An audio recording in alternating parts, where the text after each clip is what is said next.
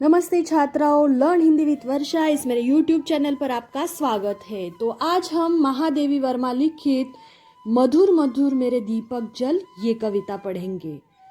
महादेवी वर्मा का जन्म 1907 में और मृत्यु 1987 में हुई थी। महादेवी छायावाद के 4 प्रमुख रचनाकारों में से भिन्न अपना एक विशिष्ट स्थान उन्होंने बनाया था।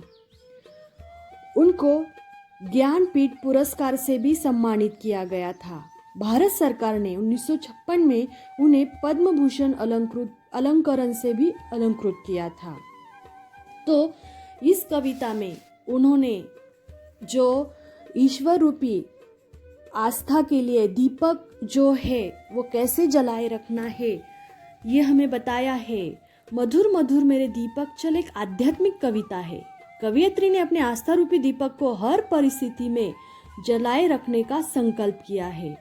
आंधी तूफानों में भी अपने हृदय रूपी मंदिर में आस्था के दीपक को जलाकर अपने अंतःकरण के अंधेरे को दूर करने, अपने प्रियतम अर्थात जो ईश्वर है उसका पद अलौकिक करना चाहती है। वह हर संशय और आशंकाओं से विचलित हुए बिना पश्चाताप किए पूरे संसार में प्रकाश फैला सके। सांसारिक लोभ और तृष्णा में फंसे हुए लोग, उनके हृदय जल रहे हैं, उन्हें शांति व भक्ति चाहिए। कवियत्री अपने भक्ति भावना से सारे जगत का आंगन महकाना चाहती है। वह सांसारिक लोगों में ईश्वरीय प्रेम की भावना जगाना चाहती है।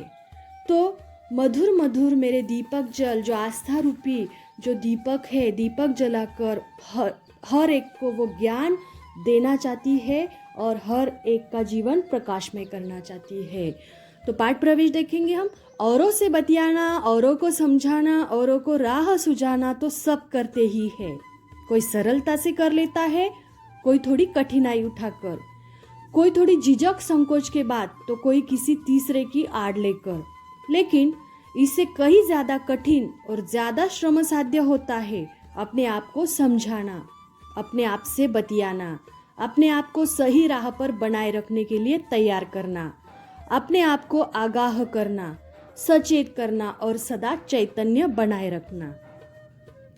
अर्थात हम औरों को बहुत बार उपदेश देते हैं, प्रेरणा देते हैं, समझाते हैं, थोड़ी कठिनाई भी उठा लेते हैं, लेकिन खुद को समझाना थोड़ा सा कठिन कार्य है कि खुद को हमेशा प्रेरित करना और हमेशा मन के अंदर एक चैतन्य बनाए रखना, ये भी बहुत बड़ा कार्य है। प्रस्तुत पाठ में कवियत्री अपने आप से जो अपेक्षाएं करती है, यदि वे पूरी हो जाए तो न सिर्फ उसका अपना बल्कि हम सभी का कितना भला हो सकता है। क्योंकि अलग अलग शरीरधारी होते हुए भी हम हैं तो प्रकृति की मनुष्य नामक एक ही निर्मिति। तो प्रस्तुत पाठ में कवियत्री कहना चाहती है केवल अपने लिए ही नहीं सोचना चाहिए, बल्कि पूरे विश्व का भला किसमें है वो सोचना चाहिए। हम अलग अलग जीवधारी है, अलग अलग शरीरधारी है, लेकिन एक ही मनुष्य की संतान है, अर्थात सभी का ईश्वर एक ही है। और ऐसे कहकर जो कवियत्री है हमें एकता से रहने का भी संदेश देती है और जो ज्ञान का प्रकाश है वो भी फैलाने का संदेश देती है। तो शब्दार्थ देखेंगे हम। सौरभ अर्थात सुगंध, विपुल अर्थात विस्तृत, मृदुल अर्थात कोमल, अपरिमित अर्थात असीमित अपार, पुलक अर्थात रोमांच, ज्वालाकण उसका अर्थ होता है आग की लपट, आग का लघुतम अंश, शलभ उसका अर्थ होता है फतिंगा या पतंगा, सिर धुनना उसका अर्थ होता है पछताना, सिहरना अर्थात कांपना या थरथराना, स्नेहहीन अर्थात प्रेम से हीन, तेल, उर अर्थात हृदय, विद्युत का अर्थ होता है बिजली। तो यह हमने शब्दार्थ देखे हैं ताकि कविता पढ़ने से हमें उस शब्दों के अर्थ समझ में आए। इसीलिए तो हम कविता देखेंगे। मधुर मधुर मेरे दीपक जल, मधुर मधुर मेरे दीपक जल, युग युग प्रतिदिन प्रतिक्षण प्रतिपल, प्रियतम का पथ अलौकित कर। तो दीपक का अर्थ यहाँ आस्था लिया है। युग युग, युगो युगों तक, प्रतिदिन मतलब प्रत्येक दिवस, प्रतिक्षण अर्थात प्रत्येक क्षण, प्रतिपल मतलब हर पल, प्रियतम अर्थात ईश्वर और अलौकिक अर्थात प्रकाशमय, प्रकाशित। इस काव्यांश में कवियत्री की आध्यात्मिक आस्था का बहुत ही मार्मिक चित्रण हुआ है। वह पूरी तरह से प्रभु के प्रति समर्पित है। वह हृदय में व्याप्त अज्ञान व अविश्वास रूपी अंधकार को दूर करने की बात कह रही है। कवियत्री कहती है कि ओ मेरी आस्था रूपी दीपक, तुम निरंतर जलते रहो। मेरी यह आस्था प्रतिदिन प्रतिक्षण हर पल मेरे मन में बनी रहे। यह भाव युग युग तक बना रहे। मेरी आस्था का दीपक प्रभु के पद को प्रकाशित करता रहे। तो कवियत्री का कहना है आगे, सौरभ फैला विपुल धूप बन, मृदुल मोमसा घुलरे मृदुतन, दे प्रकाश का सिंधु अपरिमित, तेरे जीवन का अणु गलगल, पुलक पुलक मेरे दीपक जल। सौरभ अर्थात सुगंध, विपुल अर्थात विस्तृत, धूप, धूप यहाँ जो सूरज की किरणें होती है, सूरज की जो धूप होती है वो नहीं है, अर्थात जो अगरबत्ती या धूप बत्ती होती है उसका धूप। मृदुल अर्थात कोमल, तन अर्थात शरीर, अपरिमित अर्थात जिसकी कोई सीमा न हो, सीमाहीन, सिंधु मतलब सागर, अणु मतलब जो अणु होते हैं छोटे छोटे कण, पार्टिकल्स, पुलक पुलक मतलब खुशी से।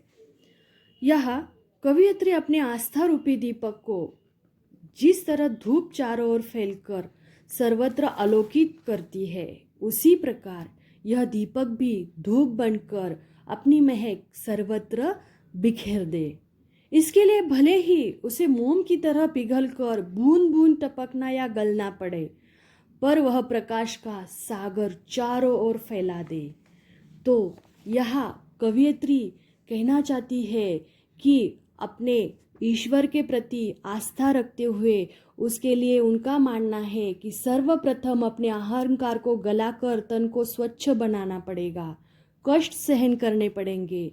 महादेवी ये सब कष्ट सहने के लिए तैयार है, लेकिन जो ईश्वर के प्रति जो आस्था है, उनका जो मार्ग है वो आलोकित करना चाहती है, और वो इतना प्रकाश, इतना ज्ञान चारों ओर फैलाना चाहती है जैसे धूप चारों ओर फैलती है वैसे। आगे देखेंगे हम, सारे शीतल कोमल नूतन, मांग रहे तुझसे ज्वाला कण, विश्व शलभ सिर धुन कहता है, मैं सिहर हाय न जल पाया तुझ में मिल, सिहर सिहर मेरे दीपक जल। यह शीतल अर्थात ठंडा होता है, ज्वालाकण अर्थात आग की चिंगारी, शलभ अर्थात पतंगा, पतंगा मतलब जो ये लाइट्स या फिर जो भी मोमबत्ती या कुछ उजाला होता है उसके और जो घूमते हैं वो कीड़े, सिरधुन अर्थात पछताना, सिहरना अर्थात कांपना। तो कवियत्री कहती है कि स्वयं का अस्तित्व मिटाकर अनंत प्रकाश पुंज में मिल जाने की कामना उन्होंने की है। इस विश्व में जितने भी शीतल, कोमल व नूतन प्राणी हैं, वे भी आस्था रूपी चिंगारी मांग रहे हैं। प्रभु के प्रति आस्था की ज्योति कहीं खोजने से भी नहीं मिलती। इसके अभाव में लोग उत्साहहीन हैं। वे भी अपने हृदय में आस्था रूपी दीपक प्रज्वलित करना चाहते हैं। कवियत्री मनुष्य को पतंगा नहीं बल्कि ज्वाला बनने की सलाह देती है, ताकि वह समाज को ज्ञान रूपी प्रकाश दे सके।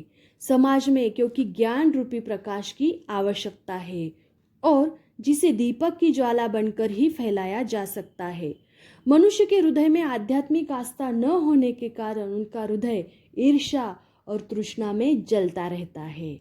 तो यहाँ कवियत्री कहती है कि जो सारे शीतल मतलब जो भी नई चीज़ें हैं वो तुम्हें प्रेरणा मांग रहे हैं, तुझसे ज्वाला कण मांग रहे हैं, और जो पतंगा है वो भी पछता रहा है कि मैं तुझ में क्यों नहीं जल पाया। मतलब वो जो ईर्ष्या रूपी लोग दूसरों के खुशी या फिर कोई भी सफलता पर जलते हैं, ऐसे नहीं, हमें भी जलकर, जैसे दीपक जलता है वैसे जलकर हमें ज्ञान देना है। आगे देखेंगे हम। जलते नभ में देख असंख्यक, स्नेहहीन नित कितने दीपक, जल में सागर का और जलता विद्युत ले घिरता है बादल, विहंस विहंस मेरे दीपक जल। यहाँ असंख्यक का अर्थ होता है अनगिनत, स्नेहहीन मतलब प्रेम का अभाव या भक्ति शून्य, जलमय मतलब पानी से भरा हुआ या समुद्र, घिरता अर्थात ढका हुआ, जलता अर्थात पीड़ित या दुखी होना। यह कवियत्री सृष्टि के कण कण में आस्था, भक्ति और स्नेह की कमी देखती है, इसलिए वह अपनी आस्था को जगाए रखना चाहती है। कवियत्री कहती है कि आकाश में अनगिनत तारे होते हैं परंतु प्रकाश नहीं फैलाते। ठीक इसी तरह मनुष्य के हृदय में दया, प्रेम, करुणा आदि के भाव नहीं होते। सागर में भी जल ही जल है, लेकिन वो जल न तो पशु पी सकते हैं ना तो प्राणी पी सकते हैं। वैसे ही सांसारिक समृद्धि लोगों में भरपूर है, किंतु हृदय में आध्यात्मिक आस्था न होने के कारण प्राणियों का चित्त ईर्ष्या और तृष्णा में जलता रहता है। बादल चकाचौंध करने वाले विद्युत के कारण घिरे हुए हैं।